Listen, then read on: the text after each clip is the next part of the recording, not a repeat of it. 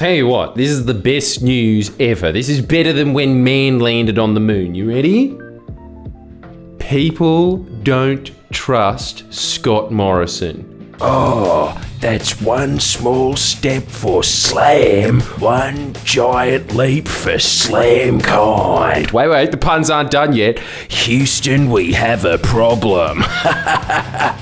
Pedo joke, nice. Here's how easy it is to win the next election. All you have to do is convince people who are on the fence that Scott Morrison is a schemy rat. So, in other words, sky is blue. YouTube flashback to being smug in 2011. See, kids? We were just as cunty and unoriginal as you were. Those were the days. And people say silver bullets don't exist. This is the reverse card Julia Gillard election. I've been analysing the data in the only way that a YouTuber analyses data, which is read a couple of articles of people that look exactly like this. I can't breathe air. They have to create a special composition and feed it through the air conditioner in my office. The point is, no one trusts this man, not even cabinet members of his. Conchetta, Joyce, Malcolm Turnbull. Well, Barnaby actually only said that when he was out of power. As soon as he had even a whiff of power, he immediately backflipped, because if anyone looks like they should be selling you a second-hand Daewoo more than Scott Morrison, it's Barnaby Joyce. Yeah, if it's got any problems, it's got a warranty. That man critiquing other people about trust, especially when he was caught, his excuse was, yeah, but if I knew that they were going to go public, I wouldn't have made them. Ladies and gentlemen, I present to you the second man in charge. Has the same excuses as a lad in front of a judge at local court. Yeah, bro, if I knew there was a tracking device in the hottie, I wouldn't have stolen it, I would have stolen another one. Anyway, sorry, we're getting a bit sidetracked here. I just want to show you a few times that Scott Morrison definitely lied. And the reason I do is because this is his kryptonite. People hate the fact that he's dishonest. Could you have guessed? Wow, isn't that amazing that people don't like it when trust is eroded? But let's go through a few of the hits. Let's start with Saint Koshy himself. Remember this one on Sunrise? You've got a big focus on sort of reducing our emissions, on encouraging electric vehicles. But Australians remember this back in your last election campaign. This is what you said. It's not going to tow your trailer. It's not going to tow your boat. Bill Shorten wants to end the weekend when it comes to his policy on electric vehicles. It's a massive backflip, isn't it? What changed your view? It was almost a come to Jesus moment for you. Well, first off, Koshy, of course it's a come to Jesus moment. He's looking at you, mate. But also, the level of dishonesty already, before he says the next part. Look at Koshy's head. My head's twisting. I can't tell if I'm the real Koshy or one of my patented Koshy wine corks that instead of making a sound, it goes, go Port Adelaide. Even someone as wise as this tortoise cannot comprehend how dishonest that is. But then Scott Morrison goes on to make history. This is one of the most famous parts of that man's prime ministership. Ready? Bill Shorten and the Labor Party wanted to force people to do this. And I still don't want to do that. You don't get people to do something else by pushing up the price of what they're currently doing. And that's still what Labor wants to do.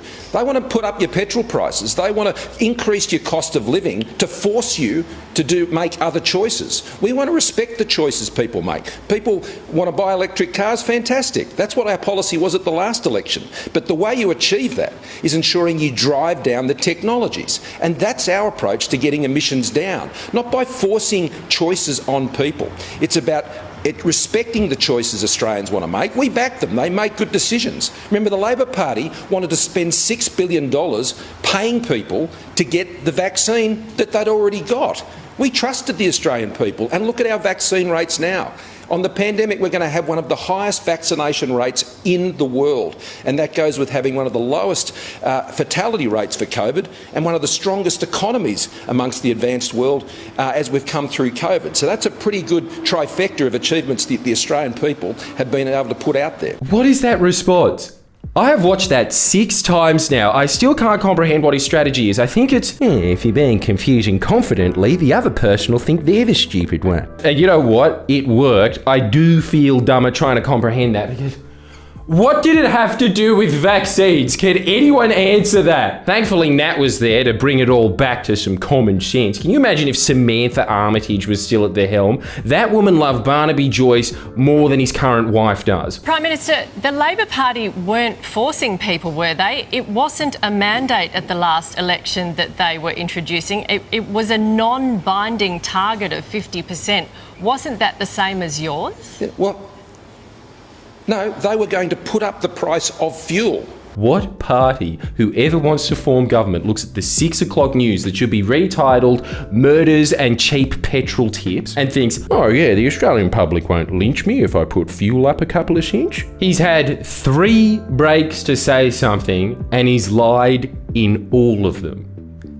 That's impressive. I don't think I could do it. I'm not that creative. I don't have the same mind Scott Morrison does where he's walking down the street. That lamp is actually a tall Jewish man and that cat is actually Cat Stevens. It's a world of pure imagination. Scott Morrison talking. Then there was the time he said about vaccines when everyone was wondering where are they. Oh yeah, don't worry, we're at the top of the queue. We weren't even close. So he said, yeah, the EU's blocking it. It's like asking for an extension on your essay in high school, except instead of my dog ate it, it's the Nazis gassed it. It's not, oh, my train was late, I was sick. He is at the level where he has to blame the EU. If you want to blame the EU for anything, it's that they didn't push hard enough to keep Britain, because I really wanted to hear more Nigel Farage speeches. But then the EU said, and excuse my French, it's atrocious, no, we did not. And someone asked him about it, and then Scott Morrison's genius response to this is one get out of jail free card every time. He always pulls this matrix full of,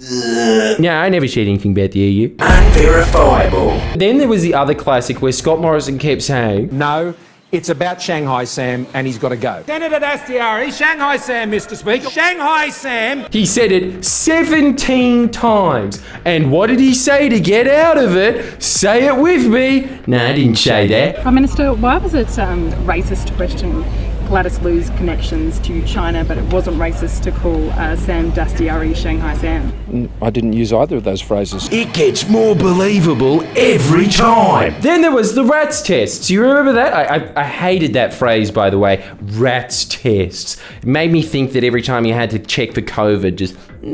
But he lied about that. He lied about a crucial part of opening up, which was to provide people with rats tests so they at least knew that they shouldn't go into work and spread the virus even further.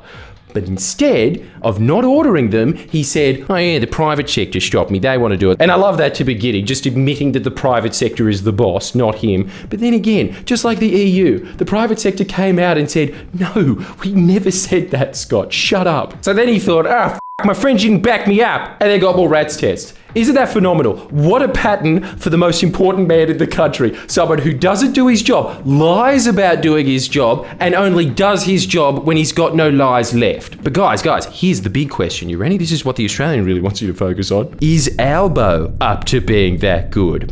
Well, maybe we should give him a fucking go to find out! Or just give him another round. I would really like to hear his excuse for not being at his own re-election night. Look, I'll tell you this. I was definitely not at Jamboree jumping off the big rock. And I'd like to preface the previous lies with, I understand why he'd do those. I understand why you want to lie about how competent you are at your job. But he also lies about his competence, really mundane things. This is his version of, I caught a fish and it was this big. You ready? He actually said this. Once I walked into a chemist. He lied about walking into a chemist. That's his brag. See that store next to BWS in the mall?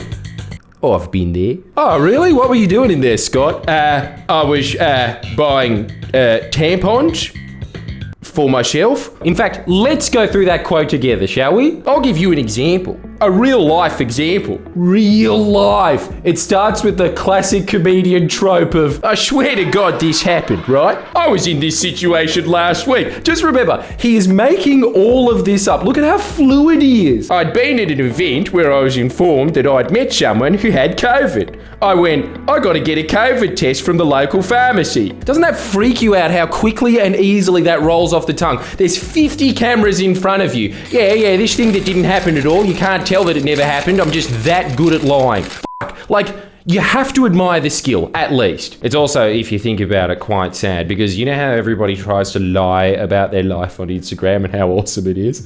His hashtag best self is standing at a queue in a store that has those eucalypt drops at the front. That's his photo of himself with a mad ass at the Caribbean. And his actual photo of him at the Caribbean he tries to hide from the public. What a weird man. Then, remember when Scott Morrison had to deal with COVID? Remember that? Remember right now? Well, there was that point where we could figure out how to reconfigure the economy and build back better, as the Yanks would say. And he used that opportunity to create a special COVID economic recovery panel to really nut this one out, guys. Let's just figure out the best possible way to build back in this once-in-a-lifetime opportunity. All right, let's fill it with a bunch of gas execs. What are their conclusions? And it's invest in more gas. Well, that was worth hundreds of thousands of dollars each. To pretend that panel of gas lobbyists recommending that we put even more money into gas wasn't biased at all, he said about it, there is no credible energy transition plan for an economy like Australia in particular that does not involve the greater use of gas as an important transition fuel. Look at it. Look at how many plans definitely passed his office that had less gas involved. I think maybe even Santos's plan had less gas because they thought, no way are we going to get away with this shit, and we could go away with more. We aimed too low. Nice little lead into the classic, which was, drum roll, the bushfires. Did you know he lied in the bushfires? I mean, yeah, but come on. It was atrocious. That man left this country to have a holiday during a crisis. And what is even worse about it is when the press started sniffing around and saying, look, I don't know where he is. He doesn't seem to be in his office. At that point, you would think, just like any credible leader always had on their desk, the buck stops here. Morrison's desk. Nope, keep the buck going. Radio. When it got to the point of, we can see you in Hawaii, at that point he turned around and said, well, I told the opposition leader, so in a way, it's Labor's fault. Isn't the opposition leader supposed to hold me to account? Even when it would be less damaging for him to just own up and say, yeah, I abandoned the country, he still instinctually, like a leech going towards a mammalian body, he instinctually has to lie. I swear, you could put this man up to a lie detector just moving around his entire life. Everything would be a lie. I met Rove at a pub once. Would you believe Peter Hellier? And when I was sitting in that pub with Peter Hellier's son, I saw a Tasmanian tiger. Yeah, I don't know why I tried to get away with that one. That was a bit big. And so I took a sip of my beer. Actually, Albo took a sip of the beer. Ding! Seriously though, if you can relate to convincing people that Scott Morrison's a shit by just pointing out, look at how much this man lies, leave me a like, because I am telling you, that's the key. If you're having troubles convincing people not to vote for this man, plus the UAP, because those votes just go straight back to the Liberal Party, let me know about it, because I think we're onto a silver bullet here, folks. I think we are finally going to take down the werewolf. That is half-assed. The MO is supposed to be wolf, alright? Anyway, like and subscribe. Sign up to Patreon. Check out friendlyjordies.com, and I'll see you in the next video that is just going to be pointing out again, Scott Morrison sucks. We're at the home stretch. Give me that. Please share and comment below. Comment.